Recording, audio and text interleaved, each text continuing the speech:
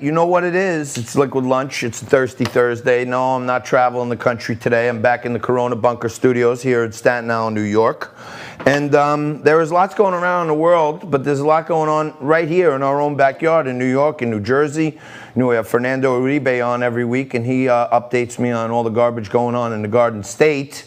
And, about 10 years ago, I ran for office. I didn't take any campaign donations. I funded my own campaign. I ran as an independent.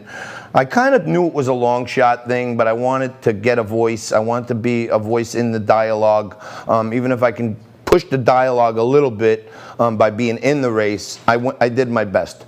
The establishment, both the Democrats and the Republicans, did everything in their power, including threats and an attempted bribe, to get me out of the race because they don't like outsiders. And they don't like outsiders that can get the community behind them because that scares the hell out of them. Okay? Now, let's not get into the fact that we have the same last name, but my good friend, former Staten Islander, Jacqueline Tobacco, joins me right now. She's running for the school board in New Jersey. And in my view, she is the victim of election fraud hijinks with some of the stuff that's happening to her. Jackie, there's so much going on with mail-in voting and all this other crap, but I saw on your Facebook that you got a bunch of people together that really care about the kids and the Board of Ed, and I know you don't care about politics, you care about the kids, and I know you care about many things. What made a bunch of outsiders like you guys get together to try to change the dialogue? Hey, John, thanks for having me on. Yeah, we are definitely outsiders in this campaign. I will say things brought to the forefront during COVID are the beginnings of what really brought us into the political arena, which, again, I had no idea the Board of Ed was so political, but I've learned many lessons during this journey. So the first thing that really upset us was during lockdown, our kids were all locked down, no school, no activities. We were seeing in Middletown a lot of effects on the children. And we had 2 students that unfortunately died from Middletown during lockdown. I have a nonprofit farm for special needs kids, and I speak to parents all the time. And so parents, their kids were not getting educated, not getting services. Really a lot of depression, anxiety, kids on the edge, families breaking apart. We all went through the same issues, but what our Board of Ed chose to do during this lockdown was our board president planned a BLM rally on school grounds. So they called it a Spread Love Not Hate rally. We all kind of were like, okay, maybe it's a unifying thing. We didn't really know beforehand. But when the rally took place, unfortunately, there were people there. That you can find video. There's video of people chanting, Donald Trump has to go. And they had invited the police chief there to speak, but people had signs, the ACAP sign and F12, which most people know what those signs mean now. Yep. So those signs were, really offensive and to be held on school grounds. And, right away there were questions of why is our Board of Ed involved in this? Why would this happen on school grounds? Board of Ed is supposed to be apolitical. We aren't supposed to bring politics into the classroom unless it's in terms of a critical thinking discussion and current events.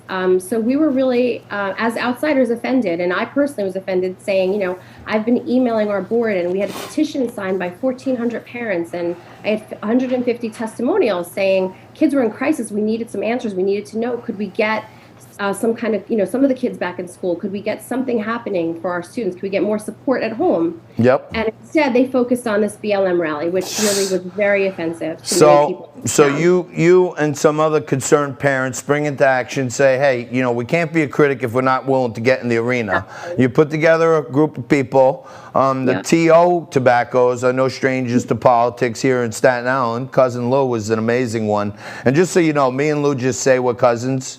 It's easier than explaining the whole story, but Jackie's husband, Dom, our brother-in-law, Louis, Gina, they've all been friends. We all been friends and family for years. So when I saw this crap, I thought, every way you could spread the word is important.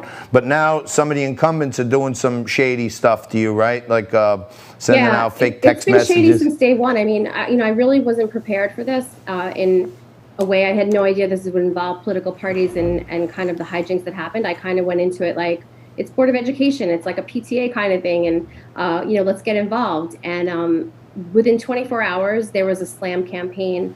I had been very vocal and outspoken on my social media against Governor Murphy and his government overreach, and had tweeted and retweeted some things. I follow a guy named Glenn Brito, and he had been on a real tirade about Governor Murphy's power overreach and comparing it to him as a German ambassador under Obama. And I retweeted one of his cartoons, which was featuring Murphy in a German uniform and, kind of a power grab. I retweeted it. Well, they took that retweet and they called me anti-Semite. And they started an entire campaign naming me as a racist and an anti-Semite. And that resulted in, literally, I had BLM activists and Antifa activists from as far away as Chicago, Ohio, California. They were calling my phone number. They were hitting me on social media all night long. They sent letters to my clients for work and my kids that come to our farm and saying, she's a Nazi organizer, don't send your kids here. So that was day one. This started out with some dirty SLAM mudslinging, and very upsetting personally for my family, for all of us. But that kind of set the tone for the rest of the campaign. And as we went on, we were, hit with, people think things are private, and these days social media, nothing's really private. And the chair of the Democratic Committee in Middletown was trying to interfere in our meet and greet sessions and trying to do some dirty tricks. I felt like I was, Trump. They were trying to take tickets and take up spots so that our real constituents wouldn't necessarily show up to our, limited. Wow. Right. Group. Yeah. So we found all this stuff out on social media. We had the vice chair of the Democratic Committee who was also running for a township committee position. We had screenshots of her, people sending us screenshots of her on Facebook trying to get people to throw the questions, let the incumbents know what the questions were going to be for our debate and not let us know. So things like that just continued and continued. And this took place at a level that was far beyond just the campaigns running against each other. It took place on a higher level. How many kids are in the school board district there, Jackie? I believe we're at about 10,000 altogether. 10,000, so what, like maybe 2,500 families, 3,000 families, something like that? Yeah. So the discourse is so bad now that if you use your free speech and call out the governor of the state, it makes you arch enemy number one, right down to a 2,500, 3,000 home community. Yeah, exactly. It's pretty horrible. It's been horrible, and it's been very disheartening. And people have said, this is why you don't want to run for a board of ed, or you don't want to run for anything because of the SLAM tactics that they'll use and the mudslinging. Yeah, I mean, that's what they do. I ran against Mike McMahon here in Staten Island, and we had like a nightly thing going. We would put up signs, they would rip them down, slash them, throw them in the woods, and we'd go put them up. It's like almost it's going to happen, right? But it's bad when they start calling you a racist. And, when the dialogue is lost, then, they go right to slander. And once you put on social media that someone's a racist, it's hard to get it off you, because someone who just hears it for once, they know that. And that's how they try to intimidate us out. Jackie, my good friend Fernando Uribe has a podcast that has a big following in New Jersey. It's called Real Talk. He's a great guy. He's a faculty member, professor over at Bergen Community. I want to hook you up with him, too, so you could spread the word to his New Jersey audience. But, we get thousands of people every day watch Liquid Lunch here in Staten Island, and all our Goombas are right over there in Jersey. So I have had a lot of support from my friends on Staten Island. That's right. I'll be spreading the word here. If there's anything happening that you want to get out, I don't care. I don't shy away from anything. I'm happy to spread the word.